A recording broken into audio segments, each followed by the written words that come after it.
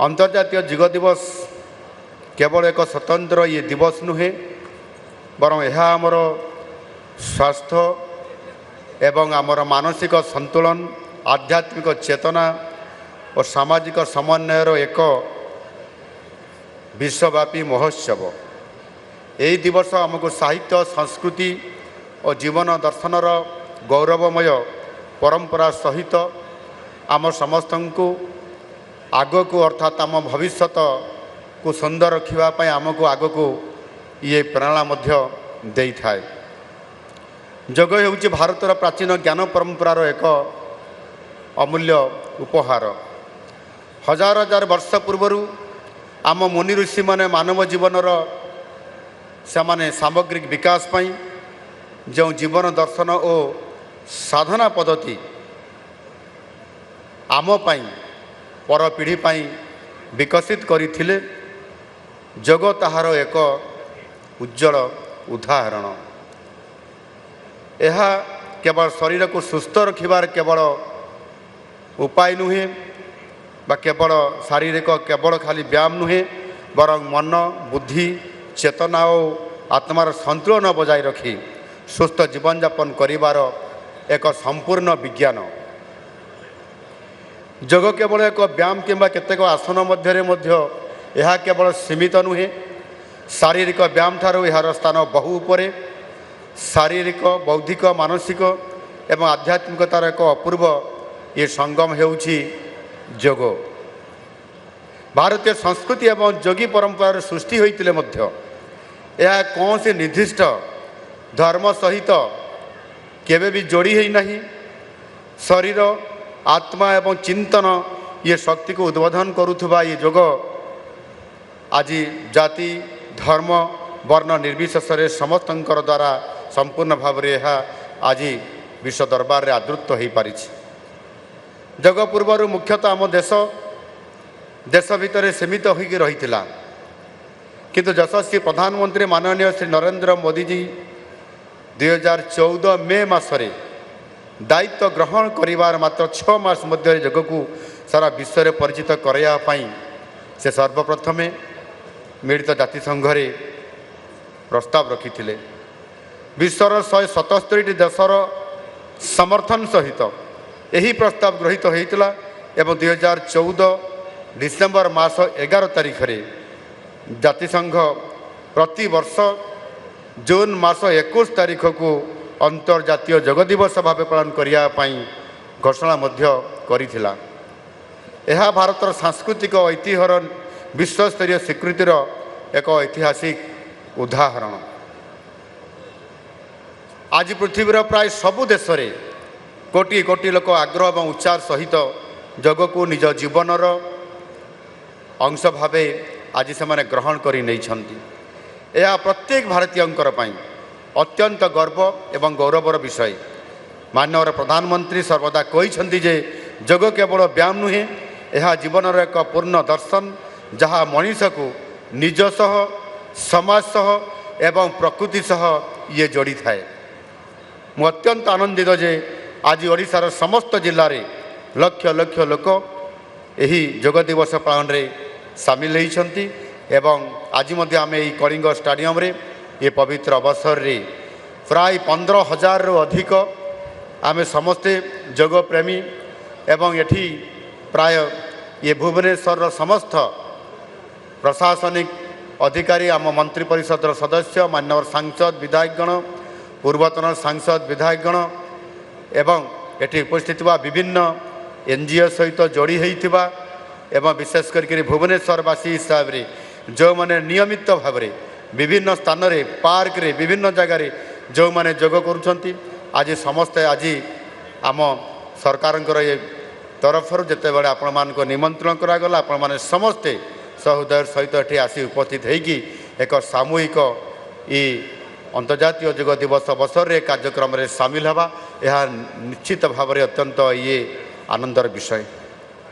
ये कौन से सहरांचल हो कि ग्रामांचल हो शिक्षानुष्ठान हो कि क्रीडानुष्ठान हो सरकारी कार्यालय हो कि सामाजिक अनुष्ठान सबुठारे जोग प्रति लोकंकर अपूर्व आग्रह और उत्साह देखापी मिलूँ धीरे धीरे ଯୋଗ ପ୍ରତି ଲୋକଙ୍କର ଭାବନା ଏବଂ ଏହାକୁ ନିଜ ଜୀବନର ଅଂଶ ଭାବେ ଗ୍ରହଣ କରିବା ପାଇଁ ସମସ୍ତେ ପ୍ରସ୍ତୁତ ହେଉଛନ୍ତି।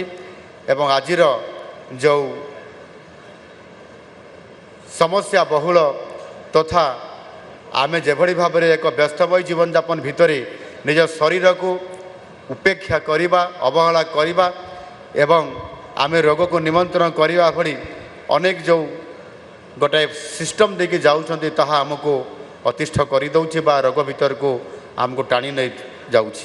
ଏଭଳି ଅବସରରେ ଆମେ ସମସ୍ତେ ଅପୂର୍ବ ଆଗ୍ରହ ଏବଂ ଉତ୍ସାହ ସହିତ ଆପଣମାନେ ଆଜି ଏ ଯୋଗରେ ଯୋଗ ଦେବା ଏବଂ ଏ କାର୍ଯ୍ୟକ୍ରମରେ ସାମିଲ ହେବା ସହିତ ତାକୁ ନିୟମିତତା ଭାବରେ ବଜାୟ ରଖିବା, ଏ କାମକୁ ଆମେ ସମସ୍ତେ କରିବା ଉଚିତ।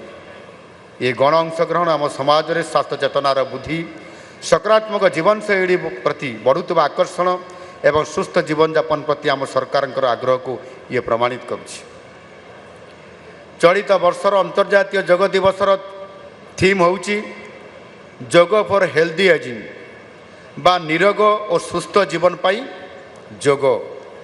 ଆମର ପବିତ୍ର ଗ୍ରନ୍ଥ ଭାଗବତରେ ଲେଖା ଅଛି, ମର୍ତ୍ତ୍ୟ ମଣ୍ଡଳେ ଦେହ ବହି ଦେବତା ହେଲେ ବି ମରଇ। ତେଣୁ ଯେକୌଣସି ପ୍ରାଣୀ ଜନ୍ମ ହେଲେ ତା'ର ମୃତ୍ୟୁ ତ ସୁନିଶ୍ଚିତ ଅଛି, କିନ୍ତୁ ଜନ୍ମ ଓ ମୃତ୍ୟୁର ସନ୍ଧିକ୍ଷଣ ହେଉଛି ଯେଉଁ ସମୟ ଆମ ପାଖରେ ଅଛି ତାହା ହେଉଛି ଆମର ଜୀବନ। ତା ସହିତ ବୟସ ବଢ଼ିବା ସଙ୍ଗେ ସଙ୍ଗେ ଶରୀର ଦୁର୍ବଳ ହେବା ଏବଂ ରୋଗଗ୍ରସ୍ତ ହେବା ଏବଂ ରୋଗର ଆଶଙ୍କା ମଧ୍ୟ ବୃଦ୍ଧି ହେବା, ଇଏ ଗୋଟିଏ ସ୍ୱାଭାବିକ ପ୍ରକ୍ରିୟା। ତେଣୁ ଆମ ଜୀବନର ସୁସ୍ଥ ରହିବା ହେଉଛି ଆମ ଜୀବନର ବଡ଼ ସାର୍ଥକତା।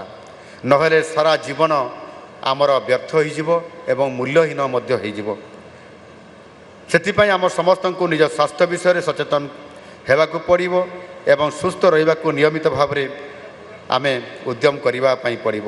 ରୋଗ ହେଲେ ଚିକିତ୍ସା ପାଇଁ ଅନେକ ପଦ୍ଧତି ରହିଛି, କିନ୍ତୁ ନିରୋଗ ଜୀବନଯାପନ ପାଇଁ ଆମର ପ୍ରଚେଷ୍ଟା ଇଏ ସବୁବେଳେ ଜାରି ରହିବା ଉଚିତ। ମେଡ଼ିସିନ ଅଛି, ଡାକ୍ତର ଅଛନ୍ତି, ବୈଦ୍ୟ ବି ଅଛନ୍ତି ଏବଂ ସେମାନେ ଅଛନ୍ତି ବୋଲି ରୋଗକୁ ନିୟନ୍ତ୍ରଣ କରିବାର ସବୁଠାରୁ ବଡ଼ ବୁଦ୍ଧିମାନର କାମ ହେଉଛି ଯୋଗ। ଏଣୁ ସୁସ୍ଥ ଜୀବନଯାପନ ପାଇଁ ଆମେ ପ୍ରତିଦିନ କିଛି ନା କିଛି ଉଦ୍ୟମ କରିବା ଆବଶ୍ୟକ। ଏଥିପାଇଁ ଯୋଗ, ଧ୍ୟାନ, ପ୍ରାଣାୟାମ, ଆୟୁର୍ବେଦର ମହତ୍ତ୍ୱପୂର୍ଣ୍ଣ ଭୂମିକା ରହିଛି। ଆମେ ଯଦି ନିୟମିତ ଭାବେ ଏଗୁଡ଼ିକ ପାଳନ କରିବା ପାଇଁ ପ୍ରତିଦିନ ଆମେ କିଛି ସମୟ ଦେଇପାରିବା, ଗୋଟିଏ ଘଣ୍ଟା ହୋଇପାରେ, ଅଧଘଣ୍ଟା ହୋଇପାରେ, 20 ମିନିଟ୍ ବି ହୋଇପାରେ, ଆମେ ନିଶ୍ଚୟ ସୁସ୍ଥ ଜୀବନଯାପନ କରିବା ପାଇଁ ଆଗକୁ ଆଗକୁ ବଢ଼ିବା ଏବଂ ଆମ ଜୀବନକୁ ସରସ ସୁନ୍ଦର କରି ଗଢ଼ି ତୋଳିପାରିବା। ଆଜିର ଏହି ବିଷୟବସ୍ତୁ ଆମ ସମସ୍ତଙ୍କର ପାଇଁ ଅତ୍ୟନ୍ତ ପ୍ରାସଙ୍ଗିକ, କାରଣ ଯୋଗ ସମସ୍ତଙ୍କ ପାଇଁ।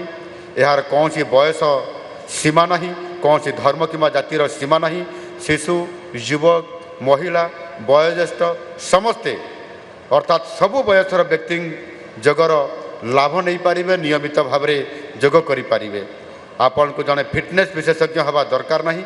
ପ୍ରତିଦିନ କିଛି ସମୟ ପାଇଁ ଯୋଗ ଦେଲେ, ଆପଣମାନେ ଯୋଗ ପାଇଁ ଯୋଗ ଦେଲେ ନିଜ ଜୀବନର ଅସାଧାରଣ ପରିବର୍ତ୍ତନ ଅନୁଭବ ନିଶ୍ଚିତ ଭାବରେ କରିପାରିବେ। ଆପଣ ଆଜି ଦେଖୁଥିବେ ଯଶସ୍ୱୀ ପ୍ରଧାନମନ୍ତ୍ରୀ ଆଜି ଏ ଯୋଗକୁ ଆପଣେଇବା ସହିତ ନିଜ ଜୀବନର ସବୁଠାରୁ ସହଜ ସୁନ୍ଦର ଏବଂ ଆଜି ସାରା ବିଶ୍ୱକୁ ନେତୃତ୍ୱ ଦେବା ପରିପ୍ରେକ୍ଷୀରେ ଯୋଗ ହେଉଛି ତାଙ୍କର ସବୁଠାରୁ ଶ୍ରେଷ୍ଠ ଶାରୀରିକ ବ୍ୟାୟାମ ମଧ୍ୟ ଏବଂ ତାଙ୍କର ମାନସିକ ବ୍ୟାୟାମ ମଧ୍ୟ ଏବଂ ଆମ ସମସ୍ତଙ୍କୁ ଏକ ପ୍ରେରଣାର ଉତ୍ସ ମଧ୍ୟ। ବିଶ୍ୱର ବୟସ୍କଙ୍କର ସଂଖ୍ୟା ଯେତେବେଳେ ବୃଦ୍ଧି ପାଉଛି, ନିରୋଗ ସୁସ୍ଥ ଭାବରେ ଜୀବନ ବିତାଇବା ଏକ ବଡ଼ ଆହ୍ୱାନ ଭାବେ ଆଜି ଆମ ସାମ୍ନାରେ ଛିଡ଼ା ହୋଇଛି। ବୟସ ବଢ଼ିବା ସହିତ ରକ୍ତଚାପ, ମଧୁମେହ, ହୃଦରୋଗ, ଗଣ୍ଠିପାତ, ନିଦ୍ରାହୀନତା, ଚିନ୍ତା ଏବଂ ଏକାକୀପଣ ପରି ଅନେକ ଶାରୀରିକ ଏବଂ ମାନସିକ ସମସ୍ୟା ଆମ ବୟୋଜ୍ୟେଷ୍ଠ ନାଗରିକମାନଙ୍କର ଜୀବନକୁ ଆଜି ପ୍ରଭାବିତ କରୁଛି।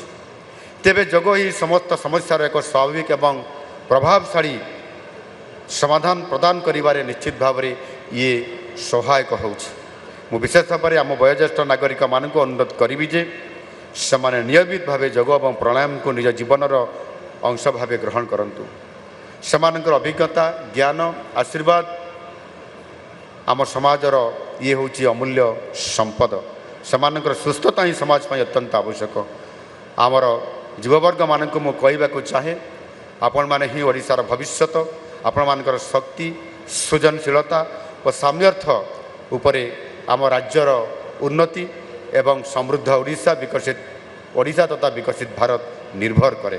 ଆଜିର ଡିଜିଟାଲ ଯୁଗରେ ଯୁବପିଢ଼ି ଅଧିକ ସମୟ ମୋବାଇଲରେ, କମ୍ପ୍ୟୁଟରରେ, ସୋସିଆଲ ମିଡ଼ିଆରେ ଆମେ ପ୍ରାୟ ସମସ୍ତେ ବିତାଉଛନ୍ତି।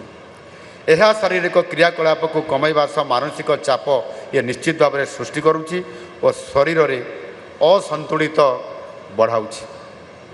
ଏଭଳି ପରିସ୍ଥିତି ଯୋଗୁଁ ଆପଣଙ୍କର ପାଇଁ ଏକ ଅମୂଲ୍ୟ ସାଥୀ ନିଶ୍ଚିତ ଭାବରେ ହୋଇପାରେ।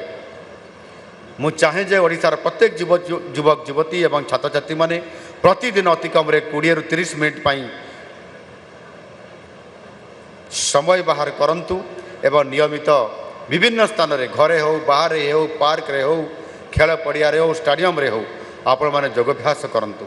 ଏହା ଆପଣଙ୍କ ଜୀବନରେ ନୂତନ ଶକ୍ତି, ଉତ୍ସାହ ଏବଂ ଆତ୍ମବିଶ୍ୱାସ ଭରିଦେବ ଏବଂ ଆପଣଙ୍କର ପାଇଁ ସଫଳତା ଆଣିବାରେ ନିଶ୍ଚିତ ଭାବରେ ମାର୍ଗଦର୍ଶନ ଦେଇପାରିବ।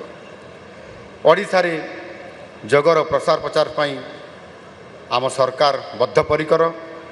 ଆୟୁଷ ମନ୍ତ୍ରଣାଳୟ ପକ୍ଷରୁ ଜଟଣୀର ବିଞ୍ଝଗିରିଠାରେ 20 ଏକର ବିଶିଷ୍ଟ ଅଞ୍ଚଳରେ ଏକ ଅତ୍ୟାଧୁନିକ ଯୋଗ ଏବଂ ନେଚୁରୋପାଥି ଅନୁଷ୍ଠାନ ମଧ୍ୟ ଆମ ସରକାର ନିର୍ମାଣ କରୁଛନ୍ତି। ପ୍ରଧାନମନ୍ତ୍ରୀ ମୋଦିଜୀ ଏହାର ଶିଳାନ୍ୟାସ କରିଥିଲେ। ଆୟୁଷ ସ୍ୱାସ୍ଥ୍ୟ ସେବା ବ୍ୟବସ୍ଥାକୁ ସୁଦୃଢ଼ କରିବା ପାଇଁ ଆମ ସରକାର ଗଜପତି, ମାଲକାନଗିରି ଏବଂ ରାୟଗଡ଼ାରେ 3ଟି ନୂଆ ଆୟୁର୍ବେଦିକ ମେଡ଼ିକାଲ କଲେଜ ଖୋଲିବା ପାଇଁ ନିଷ୍ପତ୍ତି ନେଇଛନ୍ତି। ଏସବୁ ଅନୁଷ୍ଠାନଗୁଡ଼ିକ ରାଜ୍ୟର ଯୋଗ ଆୟୁର୍ବେଦର ଲୋକପ୍ରିୟତା ବୃଦ୍ଧିରେ ନିଶ୍ଚିତ ଭାବରେ ଆଗାମୀ ଦିନରେ ସହାୟକ ହେବ। ଆମେ ସ୍କୁଲ, କଲେଜ, ଛାତ୍ରାବାସ, ଶିକ୍ଷା ପ୍ରଶିକ୍ଷଣ କେନ୍ଦ୍ର ଏବଂ ସହାୟକ ଗୋଷ୍ଠୀ ଏବଂ ବିଭିନ୍ନ ସମୁଦାୟ ଭିତ୍ତିକ କାର୍ଯ୍ୟକ୍ରମ ମାଧ୍ୟମରେ କର୍ମଶାଳା ଆୟୋଜନ କରି ଯୋଗକୁ ଲୋକପ୍ରିୟ କରୁଛୁ ଓ ଏହାକୁ ନେଇ ବ୍ୟାପକ ଭାବରେ ବିଭିନ୍ନ ଅଞ୍ଚଳରେ ଏହାକୁ ସଚେତନତା ମଧ୍ୟ କରାଯାଉଛି। ଆମେ ଯୋଗକୁ ବିଦ୍ୟାଳୟ ପାଠ୍ୟକ୍ରମ ଏବଂ ଜନସ୍ୱାସ୍ଥ୍ୟ କାର୍ଯ୍ୟକ୍ରମରେ ଅନ୍ତର୍ଭୁକ୍ତ କରିବାକୁ ମଧ୍ୟ ପଦକ୍ଷେପ ଆଗାମୀ ଦିନରେ ନେଉଛନ୍ତି। ଆମ ସରକାର ଲକ୍ଷ୍ୟ ହେଉଛି ଏକ ସୁସ୍ଥ, ସଶକ୍ତ, ଆତ୍ମନିର୍ଭରଶୀଳ ଏବଂ ସମୃଦ୍ଧ ଓଡ଼ିଶା ଗଠନ କରିବା। ଏହି ଲକ୍ଷ୍ୟ ହାସଲରେ ଯୋଗ ଏକ ଗୁରୁତ୍ୱପୂର୍ଣ୍ଣ ମାଧ୍ୟମ ହୋଇପାରିବ। ମୁଁ ଭାରତ ସରକାରଙ୍କର ଆୟୁଷ ମନ୍ତ୍ରଣାଳୟକୁ ଧନ୍ୟବାଦ ଦେଉଛି, ଯେଉଁମାନେ ଯୋଗର ପ୍ରଚାର ଓ ପ୍ରସାର ପାଇଁ ନିରନ୍ତର ଭାବେ ବିଭାଗ ତରଫରୁ ଏବଂ ସମସ୍ତଙ୍କ ତରଫରୁ ପ୍ରତିନିଧିତ୍ୱ କରିକି ଏ କାର୍ଯ୍ୟକ୍ରମକୁ ପୁରା କରିବା ପାଇଁ ପ୍ରୟାସ କରୁଛନ୍ତି। ସେହିପରି ରାଜ୍ୟର ସମସ୍ତ ଯୋଗ ଶିକ୍ଷକ, ସ୍ୱେଚ୍ଛାସେବୀ, ସାମାଜିକ ସଂଗଠନ ଏବଂ ଅନୁଷ୍ଠାନମାନଙ୍କୁ ମଧ୍ୟ ମୋର ଆନ୍ତରିକ ଅଭିନନ୍ଦନ। ଆସନ୍ତୁ ଆମେ ଏକ ସୁସ୍ଥ, ସଚେତନ, ଶାନ୍ତିପୂର୍ଣ୍ଣ ଏବଂ ସମୃଦ୍ଧ ଓଡ଼ିଶା ଗଠନ ତଥା ବିକଶିତ ଓଡ଼ିଶା ଓ ବିକଶିତ ଭାରତ ଗଠନ କରିବା ପାଇଁ ଏବଂ ଯୋଗକୁ ଏକ ଜନ ଆନ୍ଦୋଳନରେ ପରିଣତ କରିବା, ସମାଜର ପ୍ରତ୍ୟେକ ବର୍ଗର ଲୋକଙ୍କୁ ନିରୋଗ, ସୁସ୍ଥ ରଖିବା ପାଇଁ ନିରନ୍ତର ପ୍ରୟାସ ଜାରି ରଖିବା। ଧନ୍ୟବାଦ। ବନ୍ଦେ ଉତ୍କଳ ଜନନୀ, ବନ୍ଦେ ମାତରମ୍।